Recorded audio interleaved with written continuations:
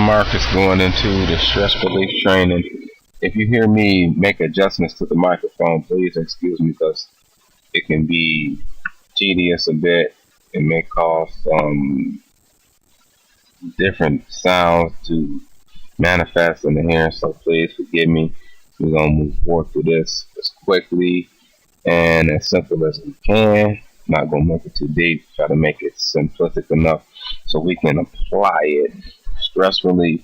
The one statement that I really want you to gather as we go through these slides, is that we must fight with our eyes open. That's the statement that I want you to think about as we go through this slide, is that we must fight with our eyes not open. I apologize, but closed. We must fight with our eyes closed, and that we must look at every obstacle through the lens of opportunity. We must look at every obstacle through the lens of opportunity.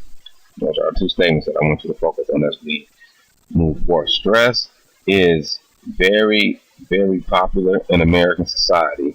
Stress will cause you and us to be broke financially in all areas of life, whether it be spiritually, mentally, physically, socially, financially.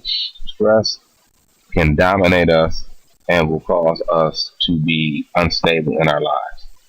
So for this training, our goals and benefits, one of our goals is to identify the source of stress.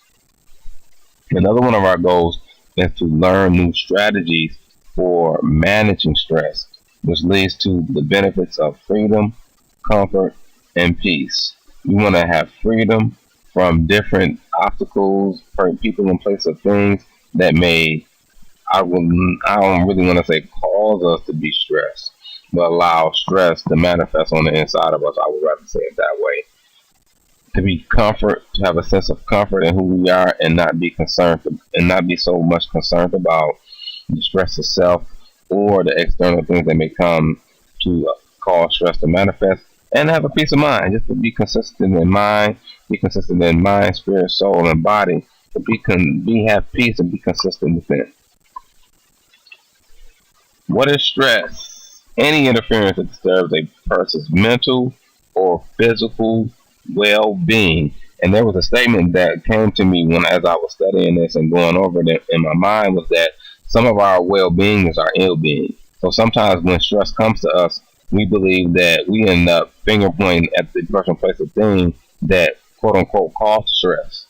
But the person, place, or thing that was outside of us, which was external, caused the stress to manifest, which really tells us that our well-being is really not our well-being. It's really our ill-being, because we come into a posture of complacency, believing that our current state is our well-being, but it's our ill-being. Because if anything caused us to be stressed and for stress to manifest, there must have been something on the inside of us that needed to be addressed. So let's think about that as we point fingers and say, it's you, Sally, Sue, and Johnny that caused me to be like this.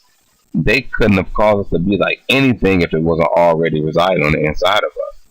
So this is what's profound when I read this. I'm skipping down to releasing 1,400 chemicals in your body, some continuing for hours after the stressor that caused it has passed. You and I get into an argument. You owe me $10. Now you owe me $10. Hopefully that would never happen. If it did, I apologize for snapping. But you owe me $10. You owe me some money. You owe me a favor, or whatever you want to say that you owe me, quote unquote. I come and I address you on it in not the nicest manner, which caused you to get angry or frustrated, which is a form of stress, and I leave. And that means that you're still holding on to it. So when we release 1,400 chemical reactions in your body, some continuing for hours after I left as the stressor, then that tells me that it's something that we have to release. Because I don't have the ability really to cause you to be like that. You make a decision to hold on to things that have already passed. Moving forward, question. And mind you, this is something that we work with our job force too. So we want to relate it to our experience and your experience to help you get free in some areas for promotion, true promotion. What are stressors that cause you, or what are the stressors that you face on a daily basis? What causes you to be stressed? Is it your boss? Is it your job? Is it your husband? Is it your wife? Is it your kids? Is it your lack of finances? Is it your lack of joy on the inside of you? What are the stressors that you face? Many times when we pose this question to our students, these things are external. So what that tells me is that when if it's an external circumstances or external circumstance or situation that quote unquote caused me to be stressed, that's a finger point. So if I point my finger at something, a person, place, a thing, I'm taking the responsibility off myself. So let's think about that. Because when we do this exercise with students, many times they will say it's something outside. The things that I face cause me to be stressed on the outside of me, taking the responsibility off the inside and who I truly am. So this is basically an identity lesson to get us to the next phase in our life. Please reach your own stress level. 1, it's all good. 2, hey, it is what it is. I'm focused. 3, I'm neutral. I'm doing okay. 4, man, these people getting on my nerves. These people are irking me. They're agitating me. They're causing me to be frustrated. 5, please don't talk to me. I'm ready to snap, and you may be the person that I snap on. 6, I wish they separate me. I'm ready to go home. How many times have you felt like that at your job? How many times have you felt like that at somebody's house's business? How many times have you felt like that at your church? So these are real questions that we have to pose to ourselves and ask ourselves, how many times have I felt like this? Now, when we pose it to our students, because this is tailored towards our job corps students, often we find that these numbers fluctuate. So let's say at 8:30, it's all good. 12:30, don't talk to me, I'm ready to snap. 3:30, I wish these people separate, I'm ready to go home. Then 6 o'clock, neutral, I'm doing okay. These are external circumstances that fluctuate throughout the day, which tells us that many of us are living outside in instead of inside out. Once we live inside out, then though we may endure stress, it won't be so chaotic. The roller coaster ride won't be so emotional and exciting to us. We won't have so many up and downs.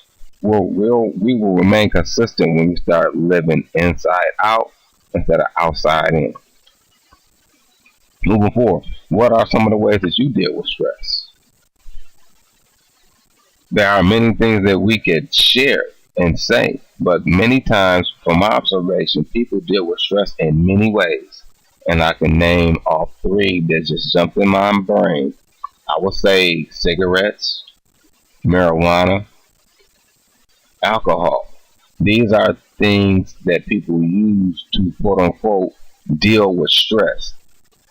My case that I would like to present to you is that cigarettes cost money, alcohol costs money, and marijuana costs money.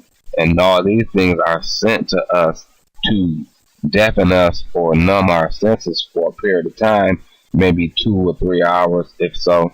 Then, when those things subside, reality comes back to us, and now we have to face and work through our internal issues and refrain from blaming everything on the outside of us, but focus on the inside and ask ourselves, why do I need to do this, A, B, and C, to work through a stressful situation? Because if that's the case, then it's really not dealt with. It's just I put a band-aid on a wound that really needed peroxide and stitches. So let's think about that. Categorize these stressors as healthy or unhealthy ways of dealing with stress. So many times with the students and the people that we work with, they tend to punch things, walls, brick walls, and every time the wall will win that fight. And in essence, it's really a person beating themselves up. So we got to ask ourselves, the things that we use to address stress, are these healthy or unhealthy ways? Move right along. And then I would like for you to write down your personal top 10 stress busters. For me, it's music. I love music. I love to meditate. Of course, I love to pray, of course. But there are other things that I like to do that takes my mind to another place, whether it be having a good conversation, laughing, spending time with my family. These are things that take us away from quote unquote stressful situations. And even though our family can be stressful at times, we understand that. But in all lessons, it's usually a real joyous occasion when I'm able to get with friends and family, just watch a game of football or watch a program and just sit back and relax and fellowship and have a great time with family. So put the glass down means this, that many times we hold on to things too long and it's not the weight of the object mentally, it's really that we're holding on to it. And if we think about the last slide, we understand that those 1,400 chemicals remain in the body, remain active long after the thing that we claim that caused us to be stressed has left. So let's think about that. The more quickly we're able to adjust our mentality concerning the situation, the more quickly we're able to adjust our perception of the person, place, the thing, is the less stress that we'll endure. And so these are practical methods that we can use to address stress. Is that I look at my environment and I take note of one or more things that I take for granted. Expressing gratitude is just counting my blessings and writing down 3 good things that happened today. That's a good method to start our day off until we cultivate the habit of always looking at the positive. Ending is thinking about the fact that I only have a short period of time left. So if I'm talking to a person that's quote unquote causing my stress to manifest, I'm not going to be talking to them much longer. But then when I go back home, I have to ask myself, now, why in that conversation, what did that person say or how did they say it cause me to feel the way that I felt on the inside?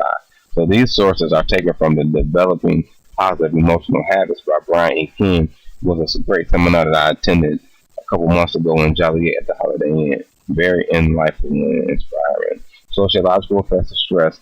Too much stress inhibits digestion, growth, tissue repair, and response to our immune system. So if our immune system is fighting off stressful situations, it doesn't have enough strength to fight off things that come to hinder us, sickness and disease, so on and so forth. So studies show that people with high stress are twice as likely to develop colds than low stress. So that tells me that it takes me away from what I've been called to do if I'm sick, if I have a business, if I have a career, if I have a job, if I have a family, if I allow stress to become an obstacle instead of an opportunity for me to grow, then it can take me away from my call and my purpose. Emotional effects of stress, finishing up. Anger, hostility, irritability, anxiety, sadness, depression, powerlessness, and total overwhelm. I would say that possibly if you were thinking anger would be very much so high on the list, irritability, anxiety as well. Sometimes our fast-paced society will push things on us, and we have to be able to calm and center ourselves in the midst of what perceived as a storm and have peace within the storm, and just really take the concentration off us and place it on God, because that is the only person that is consistent that can give us the ability to have peace within the midst of a storm or what we perceive as a storm. So assignment for you, number 1, I want you to place your top 10 stress busters on your headboard as a reminder. And these things should be in front of your eyelids consistently until you find yourself subconsciously applying these methods. Because it's the seed that's sown. Assignment 2, the card. There's a card that I would like for you to write your top 10 stresses on moving forward. Look at the card during the week and report back on the impact the card had. So I'll put this on the jobs site on Facebook, and feel free underneath to report back on the impact the card had. Bring the answers and the questions next week, which is really for my students at the center, but to you, it's free. You can just submit it to me underneath the job site on Facebook. Did you look at the card? How often did you look at the card? What did you learn about yourself?